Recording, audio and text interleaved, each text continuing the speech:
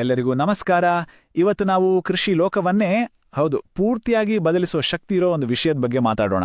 ಅದೇ artificial intelligence ಅಥವಾ AI. ಸರಿ, ನೇರವಾಗಿ ವಿಷಯಕ್ಕೆ ಬಂದ್ಬಿಡೋಣ. ಎಲ್ಲರ ತಲೆಯಲ್ಲೂ ಒಂದು ಪ್ರಶ್ನೆ ಓಡ್ತಿದೆ. ಈ AI ಅಂದ್ರೆ ಕೃತಕ ಬುದ್ಧಿಮತ್ತೆ ರೈತರ ಕೆಲಸನೇ ಕಿತ್ಕೊಂಡ್ಬಿಡುತ್ತಾ ಅಥವಾ ಅವರನ್ನ ಲಕ್ಷಾಧಿಪತಿಗಳನ್ನಾಗಿ ಮಾಡುತ್ತಾ? ಇದೇ ನೋಡಿ ಇವತ್ತಿನ ನಮ್ಮ ಚರ್ಚೆ. ಒಂದು ವಿಷಯ ಅಂತೂ ಗ್ಯಾರಂಟಿ, ಈಗಿನ ಟೆಕ್ನಾಲಜಿಯ ವೇಗ ನೋಡಿದ್ರೆ ಮುಂದಿನ 5 ವರ್ಷಗಳಲ್ಲಿ ಒಬ್ಬ ರೈತನ ಜೀವನ ಸಂಪೂರ್ಣವಾಗಿ ಬದಲಾಗಿ ಹೋಗುತ್ತೆ. ನಾವು ಇವತ್ತು ನೋಡ್ತಾ ಇರೋ ಕೃಷಿ ಪದ್ಧತಿಗೂ 5 ವರ್ಷದ ನಂತರದ ಪದ್ಧತಿಗೂ ಅಜಗಜಾಂತರ ವ್ಯತ್ಯಾಸ ಇರಲಿದೆ. ಹಾಗಾದ್ರೆ ಈ AI ಅನ್ನೋದು ನಿಜವಾಗ್ಲೂ ಒಂದು ಅಪಾಯನ ಅಥವಾ ನಮ್ಮ ಕೃಷಿಗೆ ಸಿಕ್ಕಿರೋ ಒಂದು ದೊಡ್ಡ ಅವಕಾಶನ? ಬನ್ನಿ ಇದನ್ನ ಸ್ವಲ್ಪ ಡೀಪ್ ಆಗಿ ನೋಡೋಣ. ಸರಿ, ಒಂದು ಕ್ಷಣ ಕಣ್ಣು ಮುಚ್ಚಿ ಕಲ್ಪನೆ ಮಾಡ್ಕೊಡಿ. ನೀವು ಬೆಳಿಗ್ಗೆ ಎದ್ದು ಹೊಲ್ದ ಕಡೆಗೆ ಕಾಲಿಡೋಕು ಮುಂಚೆನೇ ನಿಮ್ಮ ಫೋನ್ಗೆ AI ಒಂದು ಮೆಸೇಜ್ ಕಳಿಸುತ್ತೆ. ಹೇ, ಇವತ್ತು ಗಿಡಗಳಿಗೆ ನೀರು ಹಾಕಬೇಡಿ, ಯಾಕಂದ್ರೆ ಮಣ್ಣಲ್ಲಿ ಬೇಕಾದಷ್ಟು ತೇವಾಂಶ ಇದೆ ಅಂತ. ಅಷ್ಟೇನಾ? ಖಂಡಿತ ಇಲ್ಲ. ನಾಳೆ ನಿಮ್ಮ ಬೆಳೆಗೆ ಒಂದು ರೋಗ ಬರೋ ಸಾಧ್ಯತೆ ಇದೆ ಅಂತಾನೂ ಇವತ್ತೇ ನಿಮ್ಗೆ ವಾರ್ನಿಂಗ್ ಕೊಡುತ್ತೆ. ಅಬ್ಬಾ, ಯೋಚನೆ ಮಾಡಿ ಇದು ಎಷ್ಟು ಪವರ್ಫುಲ್ ಅಂತ. ನೋಡಿ, ಇದೇನೋ ಸೈನ್ಸ್ ಫಿಕ್ಷನ್ ಸಿನಿಮಾದ ಕಥೆ ಅಂತ ಅನ್ಕೋಬೇಡಿ. ಇದು ತುಂಬಾ ದೂರದ ಭವಿಷ್ಯನೂ ಅಲ್ಲ. ನಿಜ ಹೇಳ್ಬೇಕು ಅಂದ್ರೆ ಈ ಟೆಕ್ನಾಲಜಿ ಈಗಾಗಲೇ ಶುರುವಾಗಿದೆ. ಹಾಗಾದ್ರೆ ಈ ಹೊಸ ಟೆಕ್ನಾಲಜಿಯ ಅವಶ್ಯಕತೆ ನಿಜವಾಗ್ಲೂ ಇದೆಯಾ? ಖಂಡಿತ ಇದೆ. ಯಾಕಂದ್ರೆ ಇವತ್ತಿನ ದಿನದಲ್ಲಿ ಒಬ್ಬ ರೈತ ಎದುರಿಸೋ ಸವಾಲುಗಳು ಅಂತಿಂತದ್ದಲ್ಲ. ಯೋಚನೆ ಮಾಡಿ, ಹವಾಮಾನ ಹೇಳೋಕೆ ಕೇಳೋಕೆ ಇಲ್ಲ, ಯಾವಾಗ ಬೇಕಾದ್ರೂ ಕೈಕೊಡಬರುದು. ರೋಗಗಳು ಇದ್ದಕ್ಕಿದ್ದಂತೆ ಬಂದು ಇಡೀ ಬೆಳೆಯನ್ನು ಹಾಳ್ಮಾಡ್ಬಿಡುತ್ತೆ.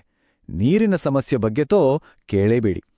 ಇಷ್ಟೆಲ್ಲ ಕಷ್ಟಪಟ್ಟು ಬೆಳೆದ ಬೆಳೆಗೆ ಮಾರುಕಟ್ಟೆಯಲ್ಲಿ ಸರಿಯಾದ ಬೆಲೆ ಸಿಗುತ್ತೋ ಇಲ್ವೋ ಅನ್ನೋ ಟೆನ್ಷನ್ ಬೇರೆ.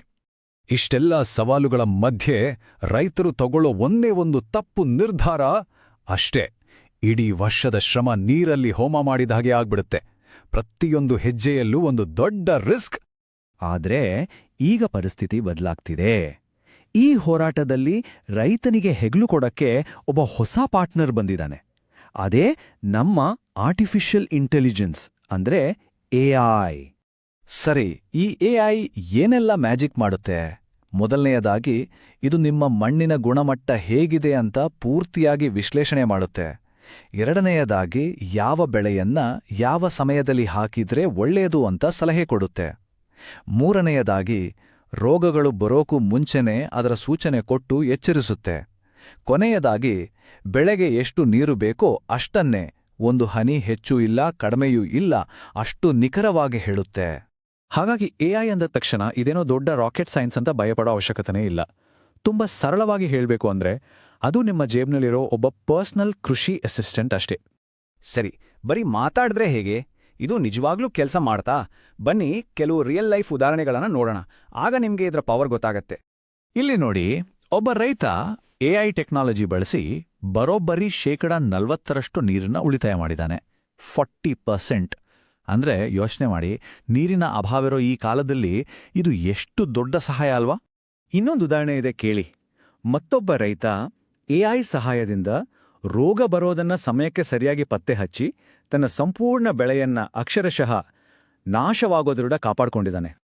ಹಾಗಾಗಿ ನಾವು ಅರ್ಥ ಮಾಡ್ಕೋಬೇಕಾಗಿರೋದು ಏನು ಅಂದ್ರೆ, ಇದು ಕೇವಲ ಒಂದು ಹೊಸ ಟೆಕ್ನಾಲಜಿ ಅಲ್ಲ, ಇದು ಕೃಷಿಯ ಆಟದ ನಿಯಮಗಳನ್ನೇ ಬದಲಾಯಿಸೋ ಒಂದು ನಿಜವಾದ ಗೇಮ್ ಚೇಂಜರ್. ಇಷ್ಟೆಲ್ಲ ಕೇಳಿದ್ಮೇಲೆ, ವಾವ್, ಹಾಗಾದ್ರೆ ನಾನು ಇದನ್ನ ಶುರು ಮಾಡಬೇಕು, ಆದ್ರೆ ಹೇಗೆ ಅನ್ನೋ ಪ್ರಶ್ನೆ ನಿಮ್ಮ ಮನಸ್ಸಲ್ಲಿ ಬಂದೇ ಬರುತ್ತೆ. ಬನ್ನಿ ಅದ್ರ ಬಗ್ಗೆನೂ ಮಾತಾಡೋಣ. ಆದ್ರೆ ಅದಕ್ಕೂ ಮುಂಚೆ ಒಂದು ಕಹಿ ಸತ್ಯವನ್ನ ನಾವೆಲ್ಲರೂ ಒಪ್ಕೊಳ್ಳೇಬೇಕು. ನೋಡಿ, ಕಾಲ ಬದಲಾದಂತೆ ನಾವು ಬದಲಾಗಬೇಕು. ಯಾರು ಈ AI-ನಂತಹ ಟೆಕ್ನಾಲಜಿಯನ್ನ ಅಳವಡಿಸ್ಕೊಳ್ತಾರೋ ಅವರು ಮುಂದೆ ಹೋಗ್ತಾರೆ. ಯಾರು ಹಿಂಜರಿತಾರೋ ಅವರು ಸ್ಪರ್ಧೆಯಲ್ಲಿ ಹಿಂದೆ ಉಳಿದುಬಿಡೋ ಅಪಾಯ ಇದೆ. ಇದು ಕಠೋರ ಅನ್ಸ್ಬೋದು, ಆದ್ರೆ ಇದೇ ಇವತ್ತಿನ ವಾಸ್ತವ. ಹಾಗಾದ್ರೆ ಮೊದಲ ಹೆಜ್ಜೆ ಏನು? ತುಂಬಾ ದೊಡ್ಡದೇನೂ ಮಾಡಬೇಕಾಗಿಲ್ಲ. ನಿಮ್ಮ ಮೊಬೈಲ್ನಲ್ಲಿರೋ ಕೃಷಿ ಆ್ಯಪ್ಗಳನ್ನ ಬಳಸಕ್ ಶುರು ಮಾಡಿ. ಹವಾಮಾನದ ಬಗ್ಗೆ ನಿಖರ ಮಾಹಿತಿ ಕೊಡೋ ಸ್ಪೆಷಲ್ ಆ್ಯಪ್ಗಳನ್ನ ಫಾಲೋ ಮಾಡಿ. ಯೂಟ್ಯೂಬ್ನಲ್ಲಿ AI ಕೃಷಿ ಬಗ್ಗೆ ಎಷ್ಟೊಂದು ವಿಡಿಯೋಗಳಿದ್ದಾವೆ, ಅವುಗಳನ್ನ ನೋಡಿ ಕಲೀರಿ. ಒಂದೇ ಸಾರಿ ಎಲ್ಲವನ್ನೂ ಬದಲಾಯಿಸಕ್ಕೆ ಹೋಗ್ಬೇಡಿ. ನಿಧಾನವಾಗಿ ಒಂದೊಂದೇ ಟೆಕ್ನಾಲಜಿಯನ್ನ ಅಳವಡಿಸ್ಕೊಳ್ಳಿ. ಕೊನೆಯದಾಗಿ ಒಂದು ಬಹಳ ಮುಖ್ಯವಾದ ಮಾತು. ಇವತ್ತಿನ ಪರಿಸ್ಥಿತಿಯಲ್ಲಿ ರೈತನ ಜೀವನ ಖಂಡಿತವಾಗಿಯೂ ಬದಲಾಗಲೇಬೇಕು, ಅದರಲ್ಲಿ ಎರಡು ಮಾತಿಲ್ಲ. ಆದರೆ ಆ ಬದಲಾವಣೆ ಹೇಗೆ ಬರಬೇಕು?